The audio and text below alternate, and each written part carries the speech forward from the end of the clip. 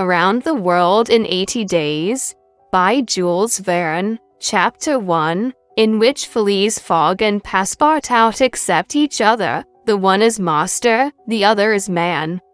Mr. Phileas Fogg lived, in 1872, at number 7, Savile Row, Burlington Gardens, the house in which Sheridan died in 1814.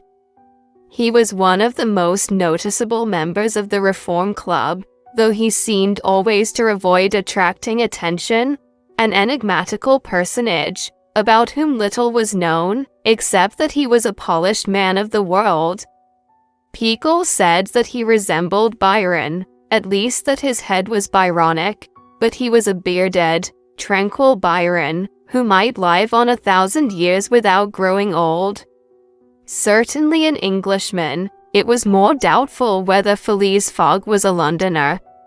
He was never seen on 'Change, nor at the bank, nor in the counting rooms of the city. No ships ever came into London docks of which he was the owner. He had no public employment. He had never been entered at any of the Inns of Court, either at the Temple, or Lincoln's Inn, or Gray's Inn, nor had his voice ever resounded in the Court of Chancery, or in the Exchequer, or the Queen's Bench, or the ecclesiastical courts. He certainly was not a manufacturer, nor was he a merchant or a gentleman farmer. His name was strange to the scientific and learned societies, and he never was known to take part in the sage deliberations of the Royal Institution or the London Institution, the Artisans' Association, or the Institution of Arts and Sciences. He belonged, in fact, to none of the numerous societies which swarm in the English capital, from the harmonic to that of the entomologists, founded mainly for the purpose of abolishing pernicious insects. Phileas Fogg was a member of the Reform, and that was all. The way in which he got admission to this exclusive club was simple enough. He was recommended by the Barings, with whom he had an open credit. His checks were regularly paid at sight from his account current, which was always flush. Was Phileas Fogg rich? Undoubtedly, but those who knew him best could not imagine how he had made his fortune, and Mr. Fogg was the last person to whom to reply for the information.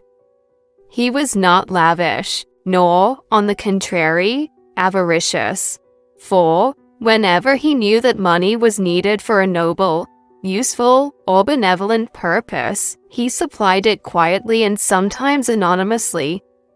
He was, in short, the least communicative of men. He talked very little, and seemed all the more mysterious for his taciturn manner.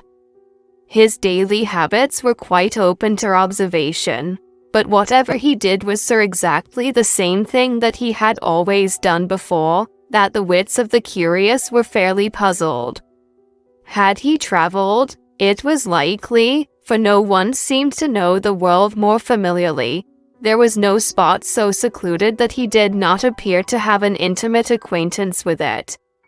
He often corrected, with a few clear words, the 1,000 conjectures advanced by members of the club as to lost and unheard of travelers, pointing out the true probabilities, and seeming as if gifted with a sort of second sight, so often did events justify his predictions. He must have traveled everywhere, at least in the spirit. It was at least certain that Phileas Fogg had not absented himself from London for many years. Those who were honored by a better acquaintance with him than the rest, declared that nobody could pretend to have ever seen him anywhere else. His sole pastimes were reading the papers and playing whist. He often won at this game, which, as a silent one, harmonized with his nature. But his winnings never went into his purse, being reserved as a fund for his charities. Mr. Fogg played, not to win, but for the sake of playing. The game was in his eyes a contest, a struggle with a difficulty, yet emotionless, unwearying struggle, congenial to his tastes. Phileas Fogg was not known to have either wife or children, which may happen to the most honest people, either relatives or near friends, which is certainly more unusual. He lived alone in his house in Savile Row, with a nun penetrated. A single domestic sufficed to serve him. He breakfasted and dined at the club, at hours mathematically fixed, in the same room, at the same table, never taking his meals with other members, much less bringing a guest with him, and went home at exactly midnight, only to retire at once to bed. He never used the cozy chambers which the Reform provides for its favored members.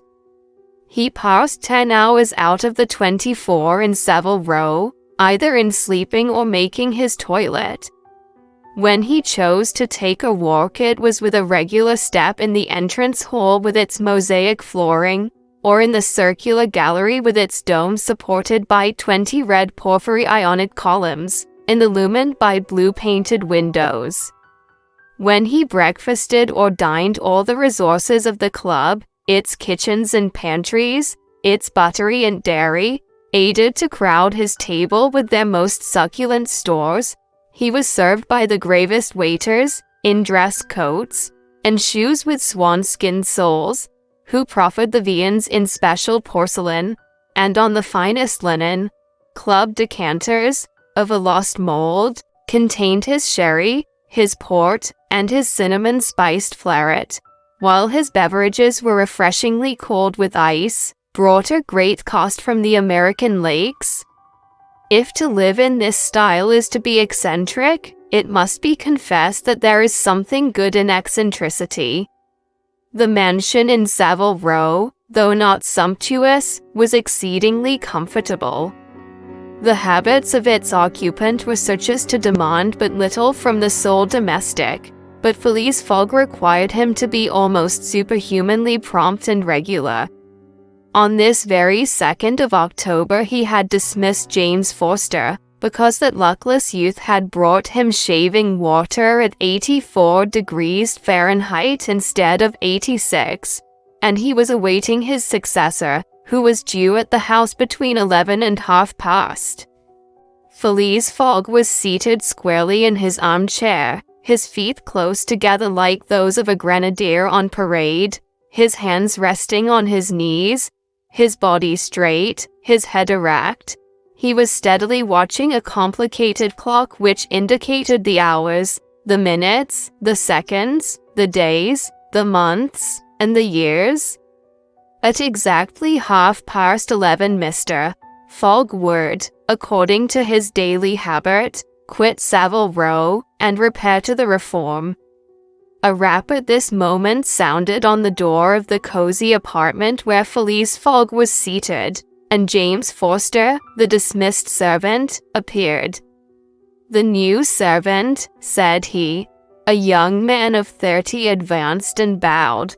"You are a Frenchman, I believe?" asked Phileas Fogg, "and your name is John?"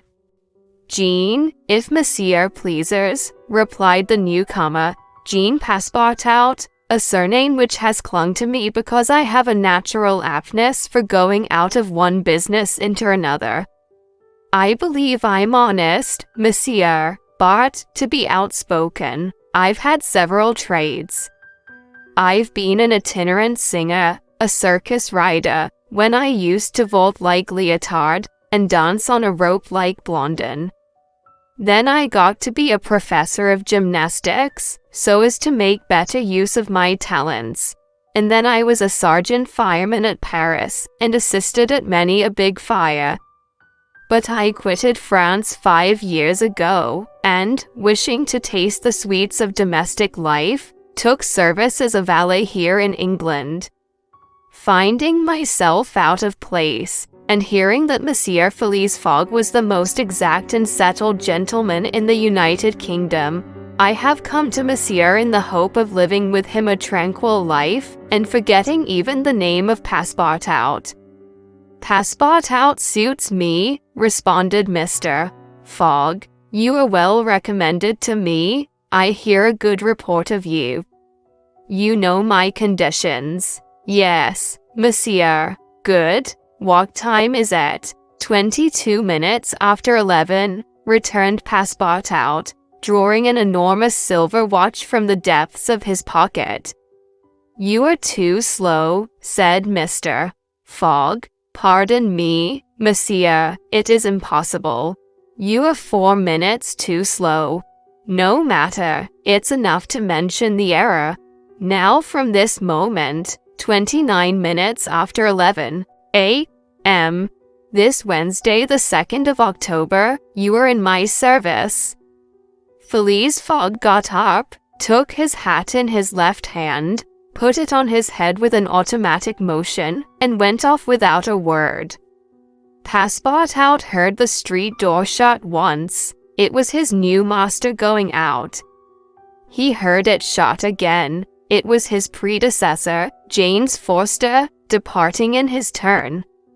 Passepartout remained alone in the house in Savile Row,